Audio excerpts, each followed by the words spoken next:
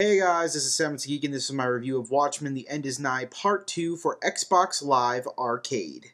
Now, being the sequel to one of the worst arcade games of all time, there's nowhere to go but up, and there has been a lot of improvements made to Watchmen: The End Is Nigh Part 2. However, there's also lots of disadvantages to this sequel as well. One of the major improvements is that the gameplay is a bit more smooth and responsive. The story is actually a bit better and more Watchmen-like than the first one, and the graphics unfortunately have took a nosedive.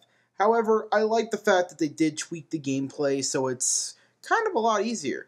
One of the things about Watchmen: The End Is Nigh Part 2 that I really appreciate is that the rage meter is actually responsive and works. In the first one, the rage meter, took a while to get used to. There was no real way to build it up aside from getting hit, but now if you land in a good couple of combos, it'll increase. While finishing moves are still random to pull off, they appear a lot more frequent than in Watchmen: The End Is Nigh Part 2. However, there are some flaws that make this one worse than the original. One thing is when you get to the final level, level 3, it actually is the longest part of the game. And that's not even saying much, considering this game is about 1 hour.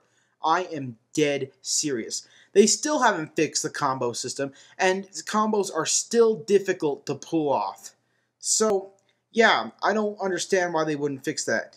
And even though they tried to increase the maze-like confusingness of this game, since the hallways are practically the same everywhere, it doesn't really help.